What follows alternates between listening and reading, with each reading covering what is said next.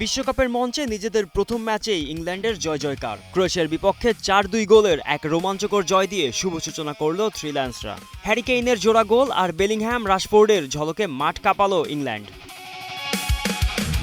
ম্যাচের ১২ মিনিটে পেনাল্টি থেকে গোল করে ইংল্যান্ডকে এগিয়ে দেন অধিনায়ক হ্যারি কেইন। যদিও প্রথম শটটি পুনরায় নিতে হয়, কিন্তু দ্বিতীয়বার ঠিকই লক্ষ্যভেদ করেন তিনি।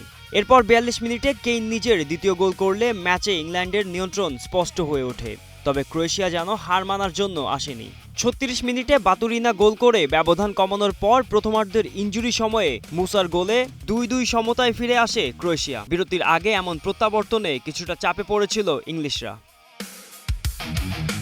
এক্সপার্ট ইঞ্জিনিয়ারদের দক্ষ হাতে দেশের মানুষকে প্রতিদিন সুরক্ষিত রাখার প্রত্যয় নিয়ে এলো সেফ সার্কিট ব্রেকার। বিরতির পর থ্রি লায়ন্সদের মাঠের চেহারা ছিল অন্যরকম।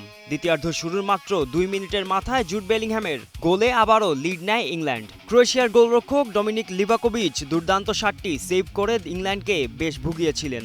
কিন্তু শেষ পর্যন্ত ৮৫ মিনিটে মার্কাস রাশফোর্ড গোল করে ৪-২ ব্যবধানে জয় নিশ্চিত করেন। পুরো ম্যাচে ইংল্যান্ড দাপট বজায় রেখেছিল। ৫২% বল পজিশনের পাশাপাশি ২২টি শট নিয়েছিল তারা, যার মধ্যে ১১টি ছিল অন টার্গেট। আক্রমণ ভাগের দুর্দান্ত পারফরম্যান্সে ইংল্যান্ড ম্যাচে মোট ৬০টি বিগ চান্স তৈরি করেছিল। কোচিং স্টাফরা অবশ্য প্রথমার্ধের পারফরম্যান্স নিয়ে সন্তুষ্ট ছিলেন না।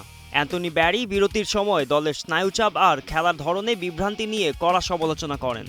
তবে দ্বিতীয়ার্ধে সেই ভুল শুধরেই দাপুটে জয় নিয়ে মাঠ ছেড়েছে ইংল্যান্ড। এখন পরবর্তী মিশন ২৩ জুন ঘানা এবং ২৭ জুন পানামার মুখোমুখি হবে থ্রি লায়ন্সরা। গোলাম মোর্শেদ, স্টার প্লে।